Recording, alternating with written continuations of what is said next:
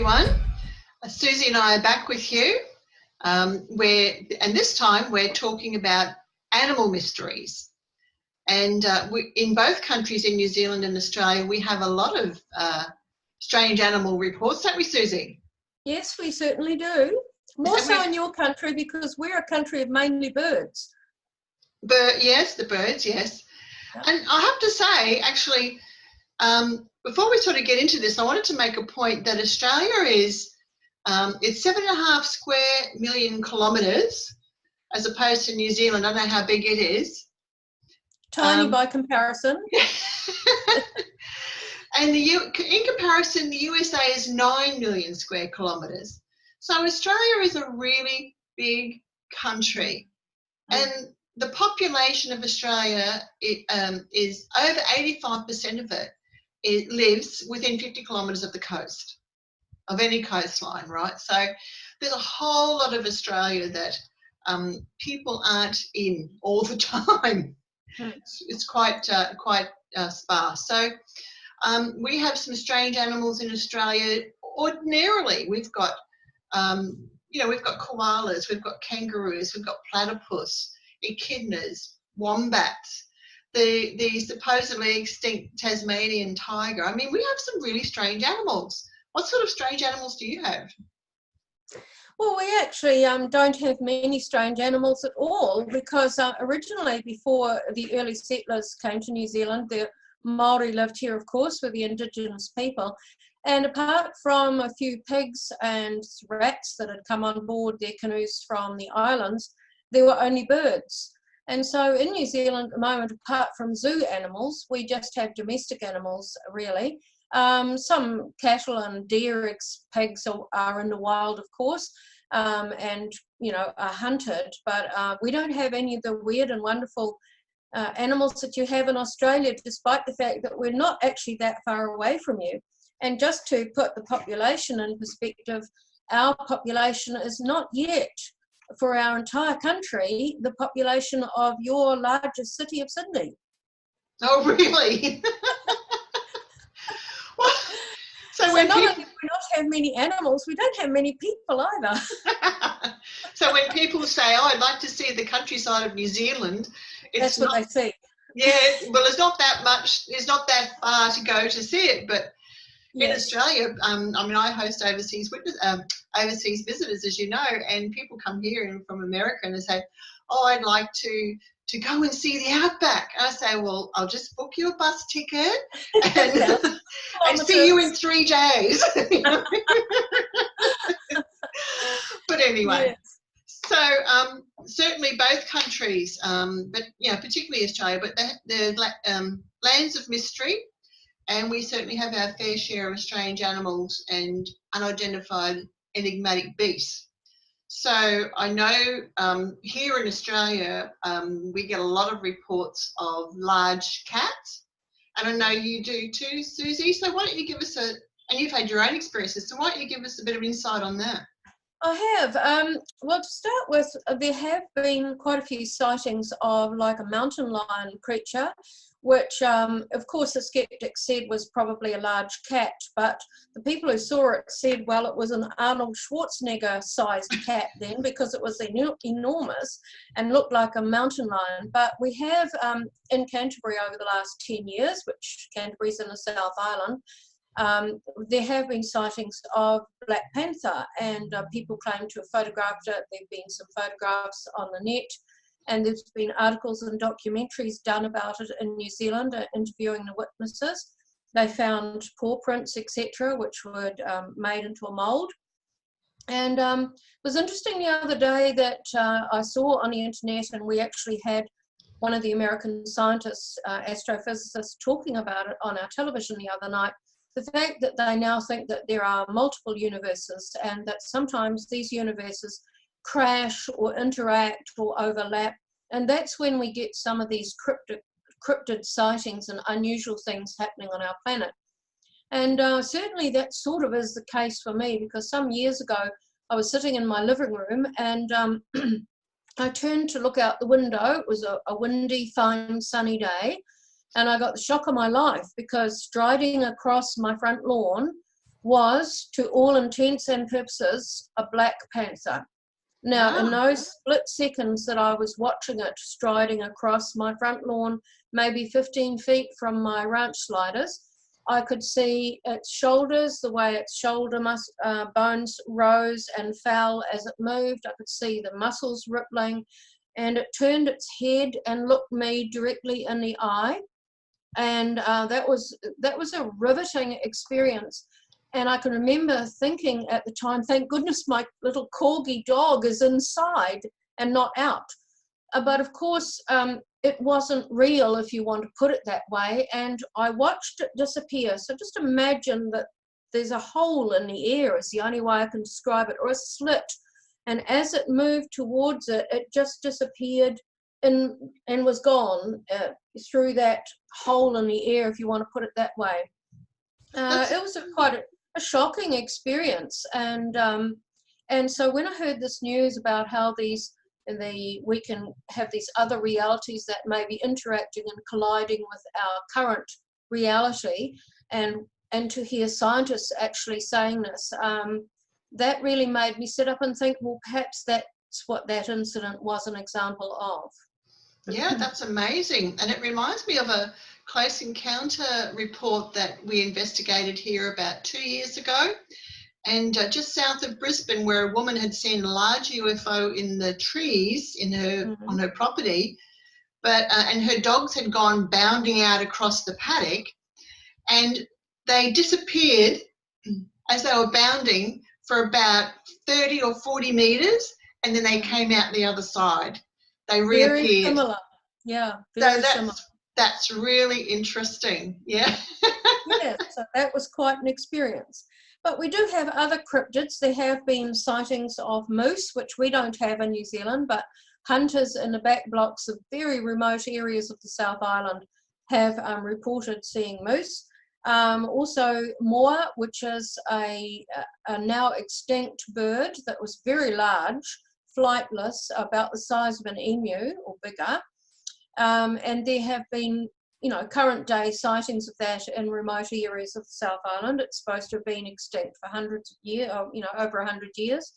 Otters is the other thing that have been seen in New Zealand, which are not a native to New Zealand, and we're a long way from any country that has otters. So, and also the kokako, which is a beautiful bird that's been extinct for a long time.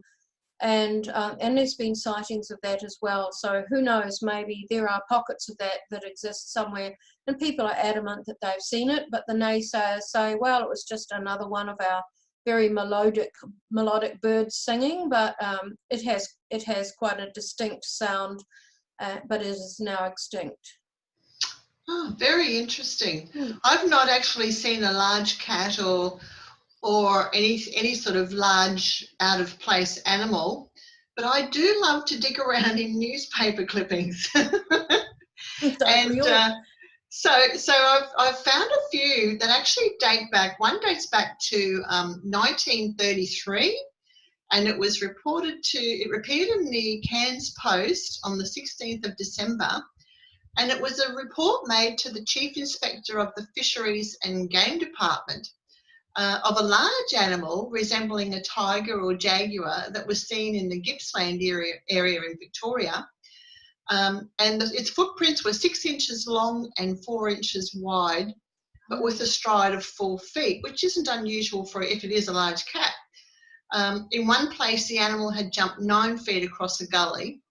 And there were 2 girls also who saw the animal's head and shoulders, and they described it as tawny with dark stripes, so a bit like a tiger sort of thing. Yeah. Interesting. And of course, in New Zealand, the skeptics people who are skeptical will always say, well, it's an escaped circus animal or zoo animal or something like that. But let's face it, we've only got a handful of zoos in New Zealand. We're a tiny country, and I'm sure they'd know if one of their occupants was missing. You would hope, wouldn't you? Yes. Hello, we've lost a large tiger or a large lion. Oh my gosh, no, that'd be a bit frightening to put out. But on that point though, Suzy, also while I was digging around in the archives here, I found an article in the Bendigo Advertiser. It was dated the 15th of November 1906. And but it was Bostock and Wombwell's, I'll get it right yet, Circus and Menagerie, and they were sold off.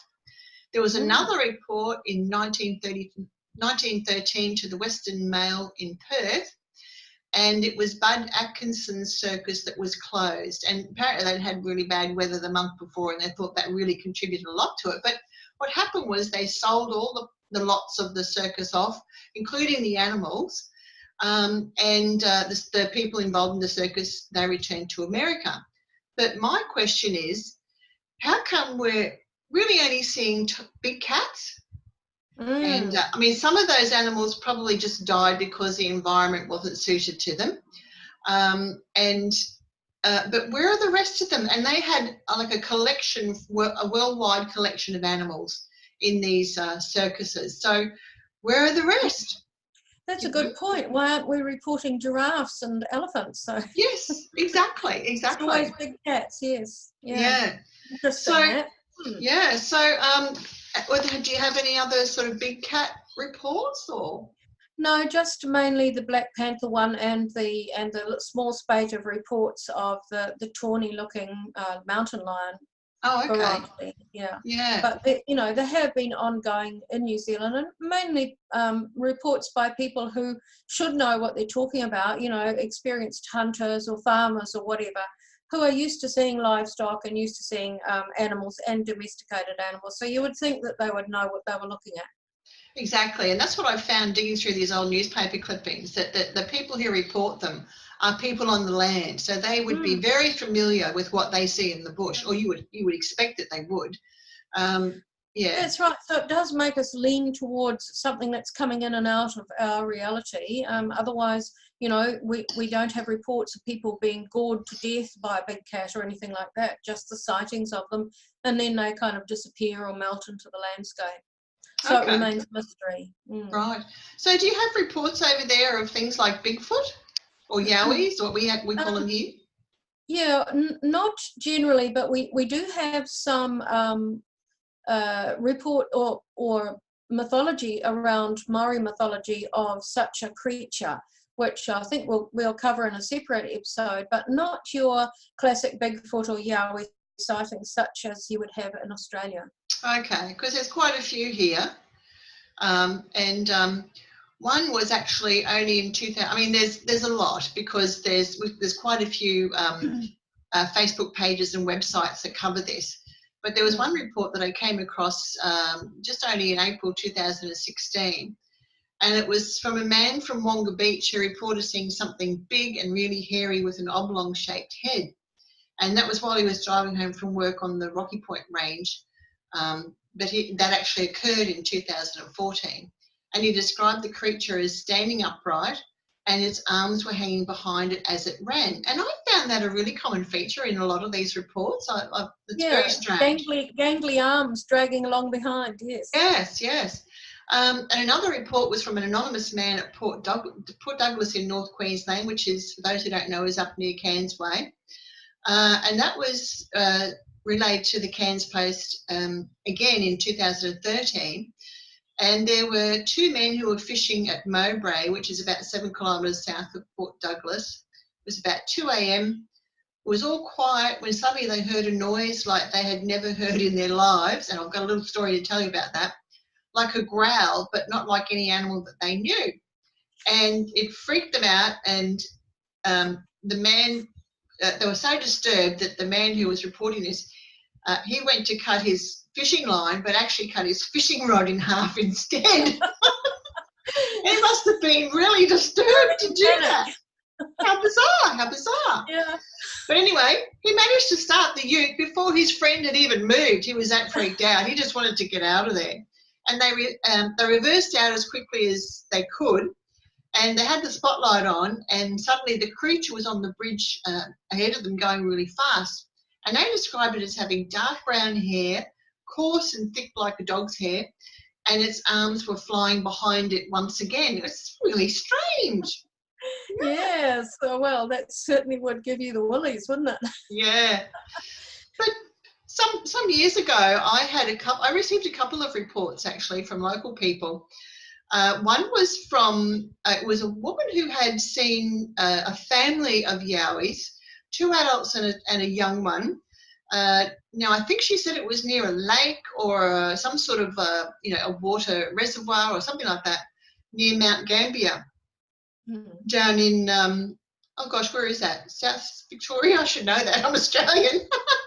But anyway, wherever it is, I think it's down there.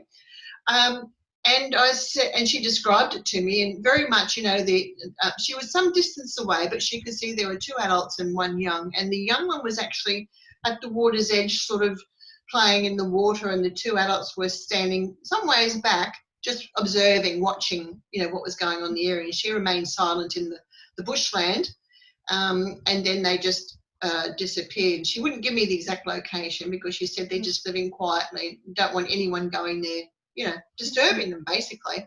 And then there was another report, probably about the early 2000s, of a man who called me. He was driving from Brisbane to the Gold Coast on the highway there in the early hours of the morning. It was still pitch black though, and he said he saw this huge, hairy, ape-like creature just loping over across the highway at that time. And it just sort of went across in front of him, in front of the headlights, and then he just kept on driving. He couldn't believe what he was seeing. It was very strange. And then last year, my partner in crime, paranormal crime, Barry Taylor, and I, we were down house sitting for friends in the Border Ranges, and they were going away, and we wanted to go down for a while because they'd seen UFOs in the area too, which is another interesting connection. And anyway, so they're near, they could look out towards Kyogle, I think it was, in Woodenbong, and the valley just fell down, from the mountains from where they were, and just fell down. You could see for miles and miles and miles. And we were there just watching the skies. This is daylight, mind you, watching the sky. And we heard this sound like it was something I'd never heard before. And it was, you could tell it was traveling from, a long miles and miles, at least 4 miles, we thought. Miles, I'm talking, not kilometres. And it was like a howl and a whoop and it was like a young whatever it was. It was very, very strange. And we were filming at the time. We hoped that we caught it on the sound on the film, but it didn't come out very clearly. So, but it's interesting how there's often those types of reports of Bigfoot around UFO reports as well. Right. Yeah. It must be something in our psyche, Sheryl, the human psyche, that makes us, gives us a fascination, but also a healthy fear of such things. I remember the little road trip that you and Barry and I did several years ago up northern Queensland coast. And we were travelling, for the listeners' benefit, we were travelling quite late at night. I'd been speaking at a meeting and you guys had driven me there. And on the way home, we took a wrong turn and we were going up through very winding, very thick trees and bush, coming down close to the road. And Barry was driving and I was in the back seat, you were in the front, and suddenly Barry just quietly said, "You realise this is Yowie country." And at that point in time, like, this fear raced up my spine, and then the panic in the car, or the atmosphere in the car, became quite palpable. You could have cut it with a knife. And the best way that the three of us dealt with it was to start laughing after a while. But that fear was still underlying all the laughter. Let's get out of here as fast as we can and find the right road. Yeah, there was a very strong feeling. A very strong feeling of being watched, but then that's the kind of feeling we get when we're faced with darkness and the unknown, etc. But we all reported that very strong feeling. Well, it was an incredibly dark night, a narrow road, a windy road going up a hill. Actually, we were going towards Montville at the time, and it was and it was like a single lane, and Yep. it was just a very strange Pitch atmosphere. black, one of the blackest nights I've ever known. And the interesting thing is, just as a little aside here, is that many UFO witnesses who've had an experience at night, particularly if they're outside of a vehicle or whatever and in the open and have seen a UFO, will report that just before they see it, the night became blacker, became darker, and rain stopped and birds stopped singing. So yeah, very interesting. Isn't it though? How strange. But something else you said there, you talked about the sound that one of the Yowies had made. And we've got a Maori myth to do with a creature called the Paua Kai. And this had such a spine-tingling, blood-curdling sound. It was a bird. And it was reputed to be black and white with a massive wingspan and red crest. And it was so big, it was able to pick up humans and take them away to be consumed, presumably. Now, for a long time, this blood-curdling bird was part of mythology, but of course now they have discovered that the Aust eagle, which is now extinct and has been extinct for a long time, the remains that they found, it was a massive bird with a massive wingspan. It was so big that it could pick up a moa, which is our big flightless bird the size of an emu. And that's pretty large. It could pick it up with ease and carry it off. So there may be now, they believe, some truth in the myth that it could easily have carried off children or small adults. So, and the blood-curdling sound that it made was really the only warning before it descended upon you. Wow, that's bizarre. It is. It is. It's almost as bizarre as I'm about to tell you too, because okay.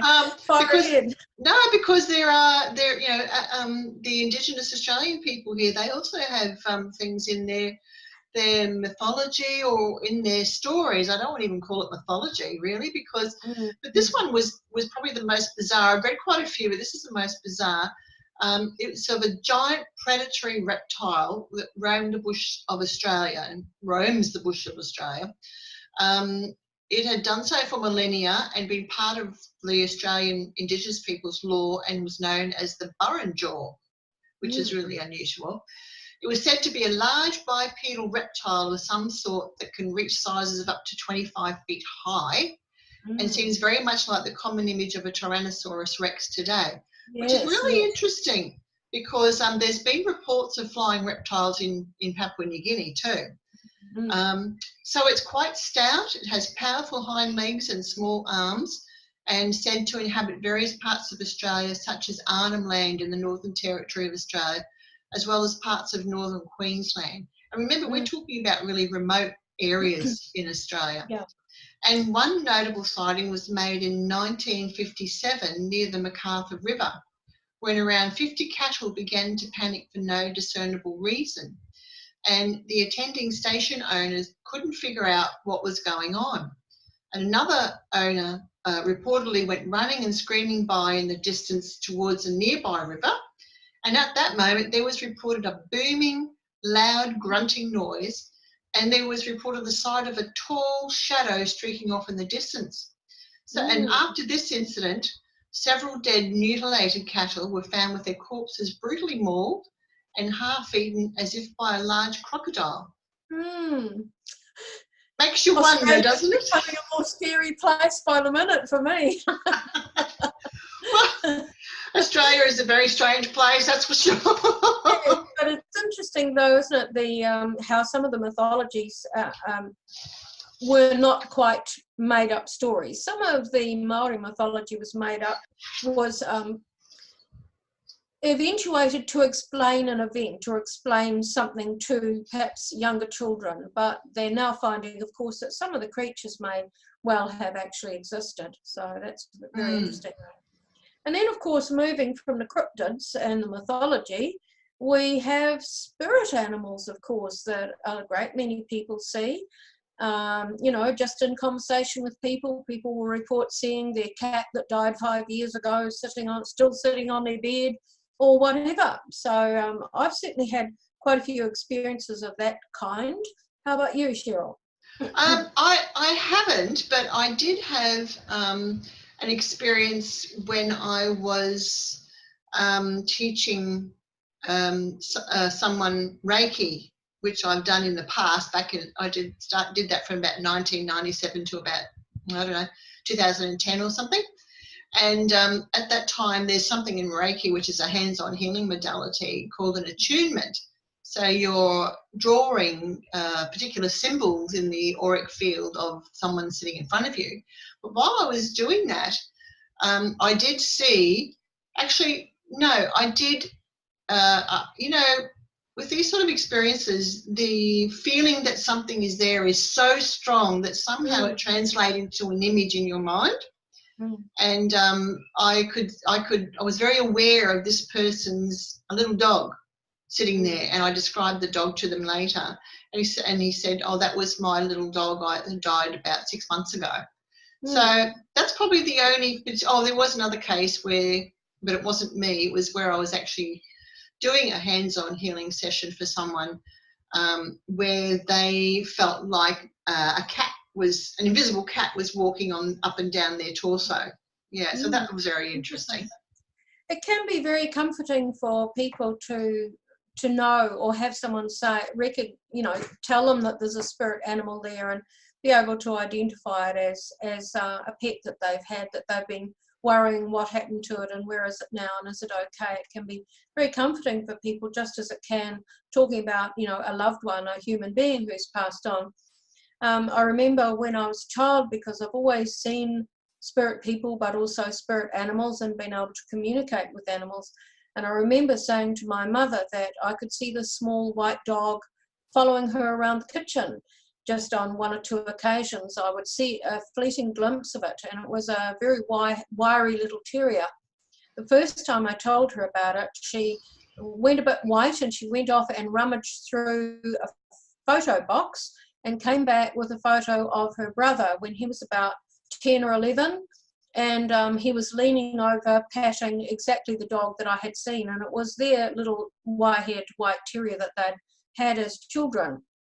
So we do know that they're still around and following us. I have a corgi dog, and quite often both my husband and I have seen a very old female corgi, a slightly different colouring, but we don't know whether it's our little corgi's mother or what it is, but we actually have two corgis wandering around our house, not one.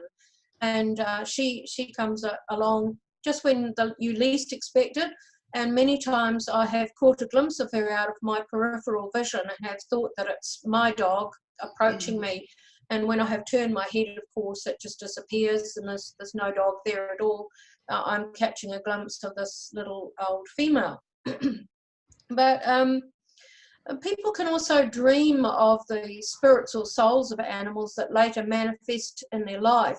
And that also happened to me some years ago. My elderly dog, we'd had to put her down because she was very ill. And I remember my mother asking me, "Are you going to get another dog for the kids?" And I said, "No, not just yet. Don't feel ready for one yet." And then one day I woke up and I'd had this dream, and in the dream I was somewhere where there were kennels and mesh fences like chicken wire, and leaning against the chicken wire was this very small fluffy dog with gingery coloured caramel ginger hair poking through the wires, the chicken wire fence, looking at me. And I woke up and remembered it, filed it away, didn't think much more about it. And several weeks later, when I was visiting my mother, she said, "Oh, let's take the kids to the SPCA and see if there are any puppies available." And I wasn't that keen because I just didn't feel ready for it. But we went anyway. And they said, "No, we haven't got a lot of puppies at the moment. We've just got one out the back." And of course, you can guess what I'm going to say. We went out the back, and there's the chicken wire fence, and there's the little caramel ginger fluffy dog puppy sitting there with its hair poking through the fence looking at me. And I had already told the lady that I would not want a big dog. And I said, "Well, take it." And she was very surprised and said, "But you said you didn't want a big dog, and this is an Alsatian cross, so it is going to be quite big." I said, "No, we'll take it." I've already met her. And the woman looked at me strangely because she didn't know what I was talking about, but that she proved to be the most amazing little dog for my sons to have and grow up with them. And so I felt like she had somehow or other connected with me or selected me or whatever as her owner some weeks before we actually met. Mm. And a lot of people report that kind of thing. Yes, I remember when you were here recently in Brisbane staying with us a couple of weeks ago, I was cat sitting my daughter's cat, and she'd just dropped her off, and she was over to you, you know, quite happy to see you and be around you, whereas other people, everybody else, she has not wanted to be near them, you know, like, no, thank you, I don't want any part of it. Like, so some people have a real affinity to some animals, like that strong connection. Yes, I think I always have had right from a child. I used to, when I was very little, I had a white cocker spaniel, and I used to talk to her at night when I went to bed. I would say good night to her telepathically because it seemed quite natural and normal for me to do that, and I would wait. And within seconds or so, I would get what I believed was a reply for her. And it wasn't instantaneous, so I would wait and I would know when I'd got that rush of love and affection from her, which I knew was a response. So it was just a natural thing for me as a kid to be able to see other people's deceased pets and tell them about it or whatever. And one day, some years ago, I was visiting a friend of mine, and as I walked along the hallway with her, I glanced into one of her bedrooms and just without thinking said, "Oh, there's a grey tabby cat curled up on the end of the bed." And she stopped dead and said, "Funny you should say that, because I had an elderly lady visit me recently who said she was psychic, and she walked down the hall with me and said, 'You've got a grey tabby cat curled up on the bed.'" So obviously we'd both seen the same cat that was, you know, had decided to make that bedroom its home, a spirit cat, of course. So yes, we have these things that happen. And then, of course, go on. Oh, no, go on. In terms of animal communication, we now know, scientists are saying that octopi also have feelings, that fish have feelings, that they are sentient beings. And I think this is contributing more and more to our understanding of our companion species on the planet, and possibly to the big switch to veganism, which isn't just about better ecology or animal husbandry or whatever. It's also about understanding that creatures have feelings. And I can remember driving up to the city of Auckland once some years ago, and I've written about this in my book, and I had this feeling that I was being called and that a creature was in distress. It was extremely unhappy, and I followed that call, and that I knew exactly when to stop. And I stopped at a cafe in the middle of a gorge. Now, it wasn't just to have a coffee, it was because, strangely, that's where this feeling or this call was coming from. And I went inside, everything looked quite normal, walked around, trying to hone in on that feeling, and came across a very small aquarium with a rather large eel in it, and not much else, a few pebbles in the bottom. And I knew immediately that was the distress call. This creature was extremely distressed in this dreadful environment.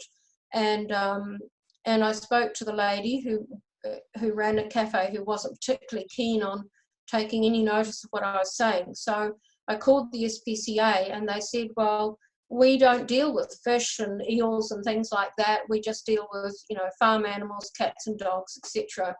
But they said that they would call in and talk to the proprietor anyway, and just perhaps use their status as SPCA to be able to make a change. And so they did that, and the next time I went in there, the aquarium was now very large with all sorts of plants and structures and things in it, so that the eel could actually hide. It really needed to be released, but at the very least it had been provided with a much better environment. So there are a lot of people who have these sixth sense about animals and can communicate with them and pick up their feelings, pick up what's wrong with them, and communicate with them in a variety of ways.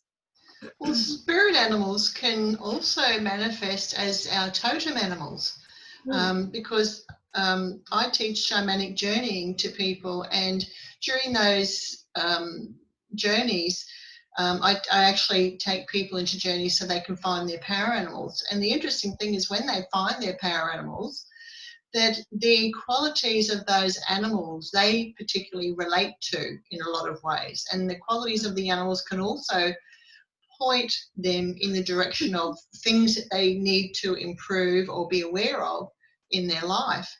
And it always amazes me, and even in my own experience while I've been drumming while people are having these journeys, the last particular experience was where I was overpowered by a lion, a male lion, and it was a very strange experience, but these things happen, and I wonder what the connection is between humans and the animal kingdom, and whether we're sort of connecting through the ethers in ways even more than what you're describing, but like connecting to that particular groups of animals.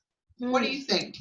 Well, I know that in my contact experiences, I have been told by the ETs that we do not yet understand how the emotional aspect of animals, their emotions and their compassion and feelings, we do not yet understand that, and we do not yet understand how important that is and how that interacts and interlaces with our own, and how their existence is so important to our survival. And they described the etheric soup, the emotional soup that we live in, and how a balance is necessary. So it's a great thing that we're beginning to understand how animals operate and how they can communicate with us, and more people are feeling that empathy towards animals, and it's being recognised by governments and by institutions, etc. For example, even though it's not animals, in New Zealand we recognise a river as having a status in the same way that human beings do. So we now, I think, have 2 rivers which have that kind of status of respect and sentience. So we're talking about the life of the water and the life of the environment the water flows through. So these are the underlying, what would you call it?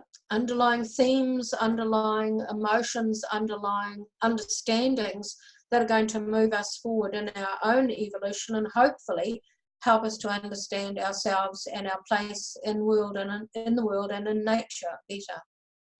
Well, in Australia, in the crypto world, there's a bit of talk, actually all around in Western world anyway. There is talk of Yowies, for example, communicating telepathically with some individuals. And I think you had received some sort of stories about them over in the United States when you were there, didn't you? Yes, I stayed in New Hampshire with a researcher and a scientist, and when I was going to bed one night, I was in the 3rd story of their farmhouse, way up high, and the curtain was open, and it was a very wilderness area. So there was a stretch of land going down at the back of their house to a small stream, a few logs, and then it was straight into the forest. And I had this strange feeling as I stood up there that something was not attaching to me but connecting with me. And it was the most extraordinary feeling, because it wasn't the kind of feeling I might get from a spirit contact or an ET contact. It was just something altogether different. It was quite overwhelming and overpowering, and I felt quite transfixed by it, and it unnerved me a bit. So I pulled the curtains shut and I didn't turn the light on, and I got into bed in the dark and felt like something was reaching into my mind, reading everything about me, but it had a good feeling, even though it was unnerving. It was underlying a good feeling. So the next morning when I went down to breakfast, I was sitting speaking to my host, and I told him I had this strange experience last night, and I could even pinpoint the exact point on the edge of the forest where this strong feeling of connection was coming from. And he was eating his porridge, and he got his spoon to here, and he stopped and he looked at me and he held his hand like that, listening to what I said. And when I'd finished, he said, "That was Bigfoot." I said, "What?" And he proceeded to tell me how on a number of occasions he and all of his neighbours had seen Bigfoot in the forest there. And he said that one in particular would come to the edge of the forest where there was a fallen log, and exactly the spot that I described, and I even took him outside and pointed to where it was. He said he has seen it come to the edge of the forest, stand there, watch him when he's out in amongst his vegetable garden, and then it would just blend into the forest and be gone. He said they would come out at night, they would take the apples, etc. Sometimes they would throw things on the roof of the house just to be noticed. They would hear the sound of them calling. And on one occasion, when he'd been into the forest to meditate by a stream, he said he was just about to walk out into the clearing where the stream was, and he saw one of them bending over on its hands and knees in the water trying to tickle trout. And it must have heard him. He said it threw its head up, and as it threw its head up, its long hair swished up and down its back with all the water spraying from it, and it got up the bank on the other side and melted into the forest. So, this is a scientist, a researcher, also an engineer, and you have to sit up and take notice of people who live in these quite remote environments and witness these kinds of things that are also witnessed by their neighbours. And he told me that there was an old brown bear that would come down the valley. It wasn't really capable of feeding itself anymore, and that he was aware that that the Bigfoot were actually looking after it and leaving food out for it, etc. So very, very interesting stories from the people in that area, quite riveting in fact. And as I said, I didn't see anything visually, but I really sensed something that was extraordinarily different from anything I've ever experienced before. Yeah, amazing, amazing. Some years ago, and I probably have to say at least 20 years ago, I was going to a UFO meeting because I wanted to hear a woman speak. She was an Aboriginal woman talking about Yowies. And she was from the Woodinbong area, I think, as well, and which is an area that is known for Yowie reports, okay? And she was saying that the people she knew and her herself, they had experiences where in houses where the humans are living and they have children, that the Yowies are quite interested in them. And one particular case, she said, was where they were inside. I think it was a cool night. They're sort of hovering around the heater or the fireplace, and up against the window was a Yowie, and it was just doing this, rubbing its hand very gently on the glass, looking at the children playing, and going ooh, ooh, like that. Almost like it was trying to communicate with them. Non-aggressive, very calm, and but very almost communing with the people inside and the children inside. So I thought that was a very interesting. Yeah, very nice account. Yeah. Yeah. So, do you have any more? Have you had any other personal experiences in the strange world of animal mysteries? Yes, I have. But the personal accounts, I can tell you a personal account. Same thing as what I experienced with the eel. On one occasion, I experienced, when I was driving home from the city of Tauranga out to where I live, I had this feeling once again of something calling me. It was a really lonely feeling. There was terrible loneliness and anxiety and illness and pain and solitude. So I followed it. I knew I had to turn off on a particular road. I could feel it there. and I traced it to a property where I found a dog that was chained up on a very heavy chain. It didn't have a proper warm kennel. It was a chicken coop with the wind howling through it. Its water bowl was all slimy. There was no food around. And after a little bit of tracking down, I found that the owners were away and they had left it there alone on an orchard, and a relative was coming in once a day and feeding it. It clearly hadn't been exercised for a long time. It was a big dog. It was an Afghan, which should have been in beautiful condition, silky and gorgeous. It was extremely matted. It had Demodex mites all around its eyes. It was bald on its face. Its eyes were running with pus. It was very old and crippled, and that was the dog that was calling to me for help. So I had a bit of a fight with the relative, and said I was taking it to a vet. So I did. I took it to the vet. The vet wanted to prosecute, said it was one of the worst cases of neglect that they had seen. That the dog was elderly. It could undergo treatment for the mites and the mange and the illnesses, but it was already elderly and in a lot of pain, and probably, you know, the treatment would be a long time, would be grueling. And it was better to put it down. So I gained permission through the relative to put the dog down. So I took it home with me for one night of freedom and being able to run around the paddock and play. And next day I took it back to be put down. And it was in the back of my vehicle, which is where they gave it the injection. And as it went, it just kind of slowly sagged down and into the boot of the car, and the whole way down, its eyes looked into mine, all the way down until it put its head down and closed its eyes.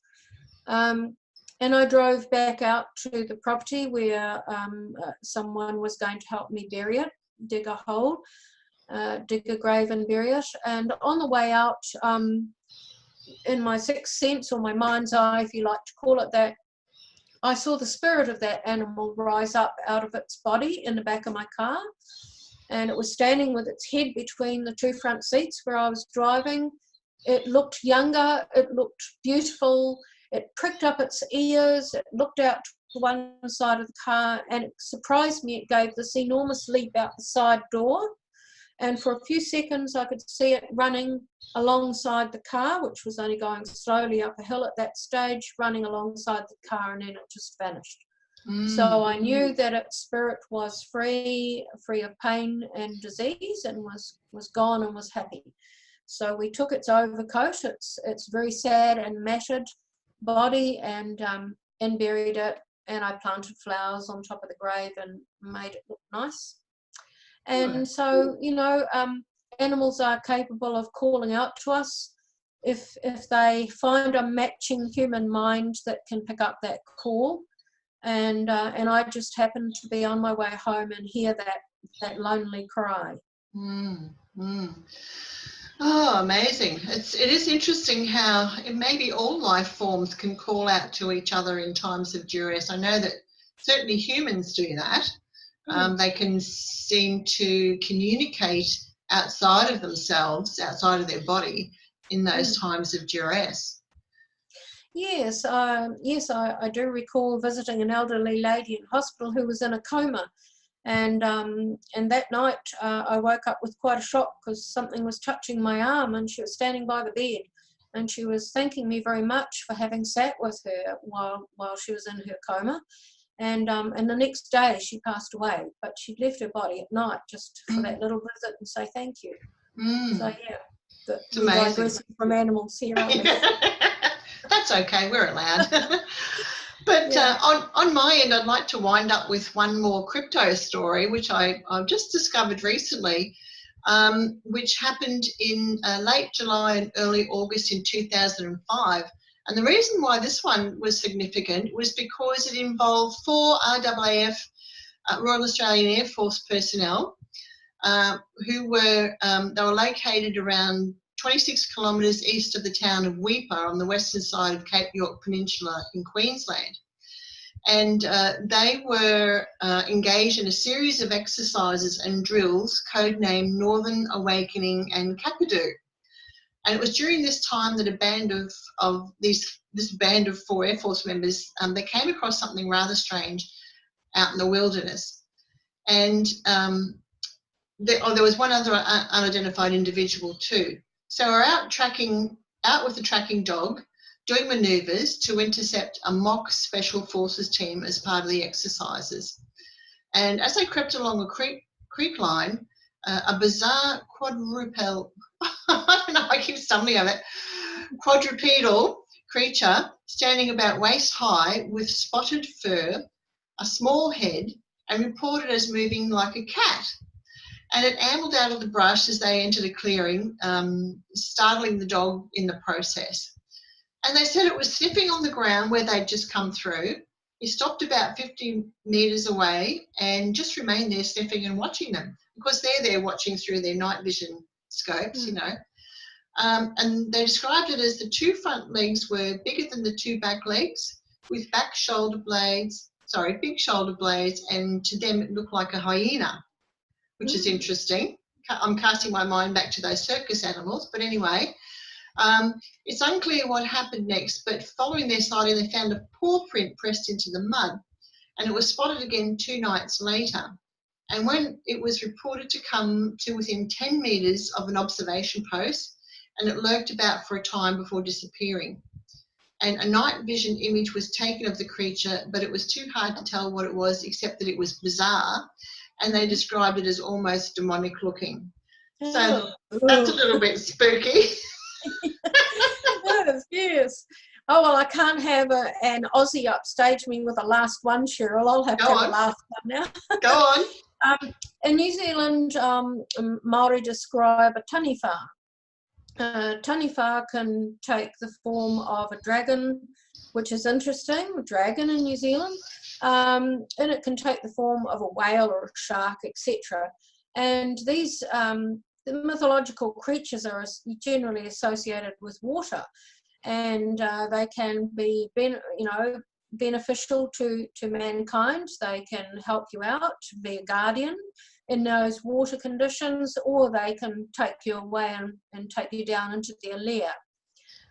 So there are some places, well, many places in New Zealand where historically there's a mythological taniwha that lives in a particular place, in a particular river, and that holds a lot of credibility in New Zealand, because we understand that some of those places are actually dangerous places in that river. So perhaps children are being told taniwha there, don't go in there, and so therefore the children are protected from the dangers that lurk in that area of the river with eddies or incoming tides or whatever. But they have a personality. Many of them have individual names, and so it's a thing that is held in great respect in New Zealand, because it has this guardianship kind of aspect to it. So yeah, there you are. Interesting. Last mythological creature for the day. Well, there's so much more to talk about in animal mysteries, so we'll have to come back and do an animal mysteries too, I think, because we've really just scratched the surface of this topic. Yeah. Okay. Well, we've done our dash today. We have. So thanks for joining me, Suzy, and Sheryl. Thanks everyone. I hope you enjoyed this, and we will be back again very soon. Bye for now. Bye for now.